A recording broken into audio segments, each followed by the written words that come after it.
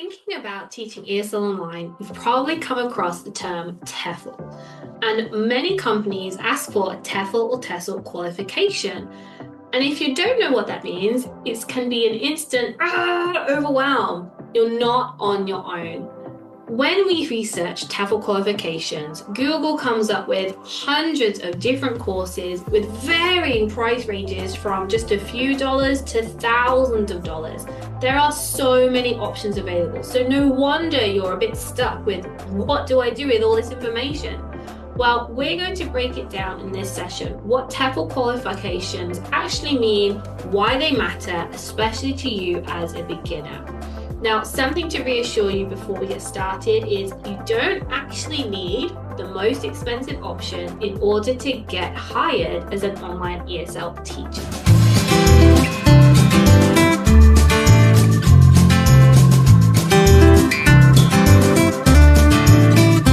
Hi, I'm Catherine from the OET. I help support people, especially mums, start and succeed with an online ESL teaching career so they can work flexibly from home around their families.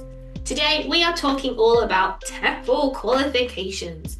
What does TEFL actually stand for? Well, TEFL stands for Teaching English as a Foreign Language. And it's basically a qualification that helps you understand the basis of lesson structures, help you understand how to teach grammar, phonics sometimes, writing, speaking practice, vocabulary, the different components of learning English as a whole. The qualification's purpose is to help prepare you to teach non-native speakers so that they can learn English. It's a starting point qualification, and the reason that we're thinking about getting a TEFL qualification is so that we can teach ESL online with an online ESL company.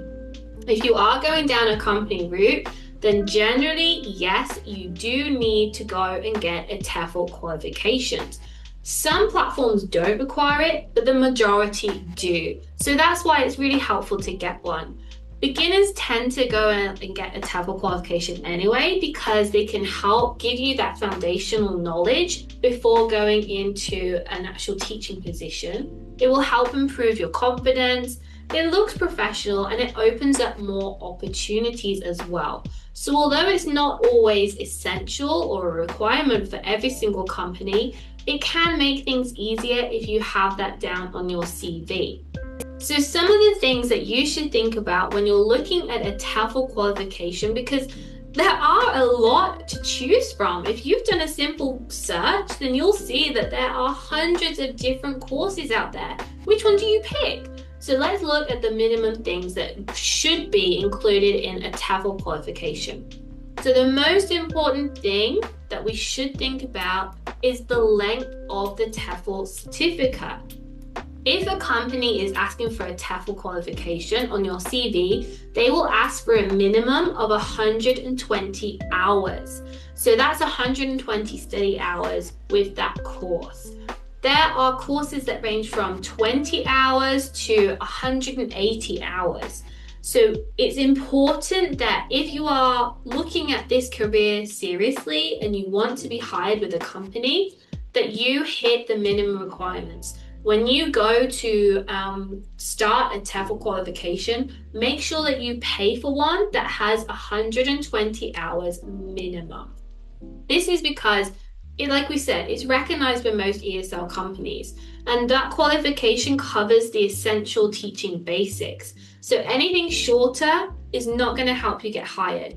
Anything extra is just an extra bonus, I suppose, but it doesn't really cover anything more essential that you should need. Some of these qualifications might cover some tech, teaching online. Some of them might focus on teaching young learners, for example. But generally speaking, that 120 hours is all you need to get hired.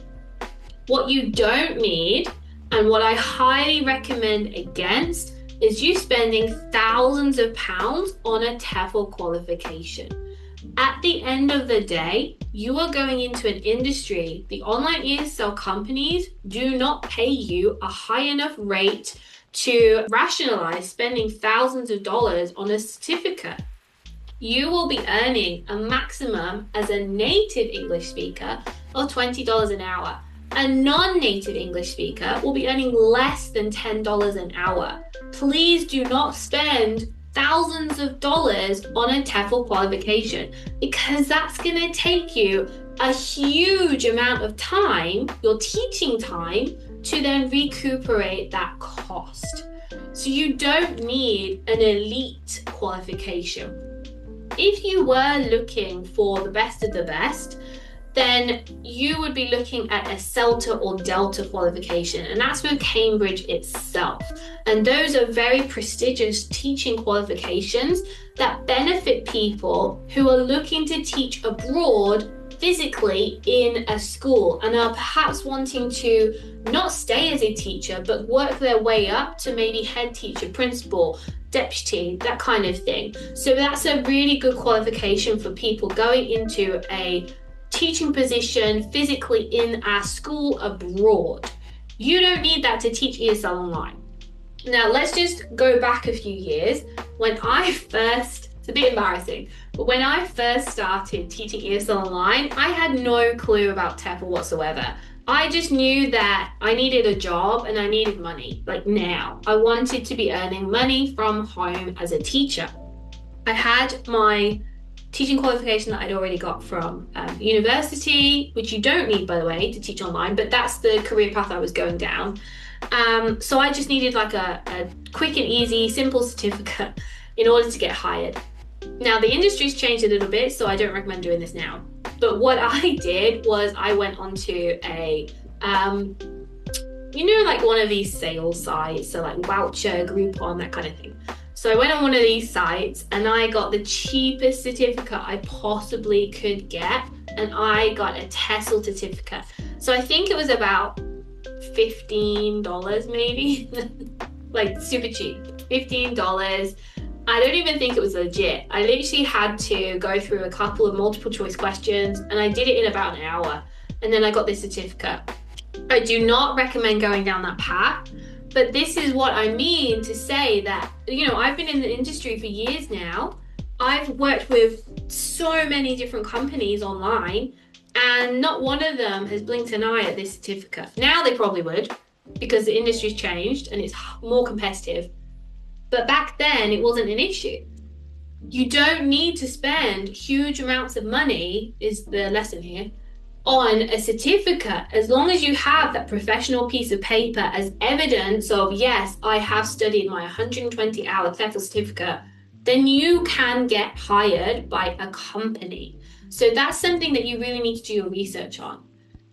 So I don't recommend going down the route that I did with the Groupon and Voucher, because it's not legit at all, and you're not going to learn anything. If you're coming into this with no experience and no teaching background, I do recommend doing a professional certificate because it will help give you some sort of foundational knowledge. But I'd come from a teaching background anyway, so I already had that. I just needed to transfer that knowledge into ESL, in online teaching. So it's not a case of the more expensive the TEFL certificate, the better the qualification. Absolutely not. Some of these $1,000 certificates are absolute rubbish. So when you're looking to choose your TEFL qualification, make sure that it's not just the price that you're considering, but also what's included within the qualification itself. Now, when it comes to online versus in-person TEFL courses, there are a couple of differences, and this could then impact on the decision that you make as to which course you choose. Online courses are brilliant for flexibility. They're often more affordable as well because they are online rather than in person, and they're beginner friendly as well. Online courses tend to have a tutor who will check your work through. You'll have like a chat system so you can talk to other people or make comments on things. But generally speaking, the majority of the course is self-led. You'll be given the materials and you just make your way through that at a pace that suits you. And often online courses will have a set finishing date where you need to complete the course by in order to get your qualification or certification. In-person TEFLs are more immersive and they are more intensive as well. So you don't have to do an in-person course in order to teach ESL online, but an in-person course is often over a shorter period of time versus your online courses. So online courses, let's say you might have 6 months to complete the course. Whereas an in-person TEFL qualification is usually done over a couple of days or a couple of weeks, depending on the number of hours that you sign up for. So if you want to teach online, usually an online TEFL qualification is absolutely fine and it's plenty. You don't have to go down the in-person route unless you prefer that as a learning style. A TEFL qualification does become a bit more important when you're looking for higher paid roles, or like we talked about with those CELTA and DELTA qualifications, if you're wanting to work in a school physically within a different country, then it's a good idea to have a professional TEFL qualification or even the CELTA DELTA qualification we spoke about, so that you can progress your career within that school. But in terms of teaching ESL online, a basic TEFL qualification, remember that 120-hour minimum requirement is sufficient. You don't need anything more. And if you did want to learn more, you can always upgrade at a later date when it makes sense for you.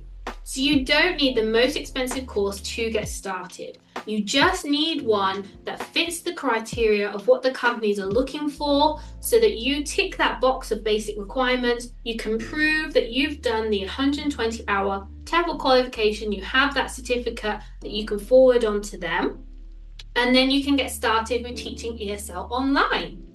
If you'd like any more support with beginner resources, or you're thinking about teaching ESL online and you're not sure where to start, make sure to join the link below in the description for my free membership mini ESL teacher toolkit, and it will have everything that you need to help you make an informed decision.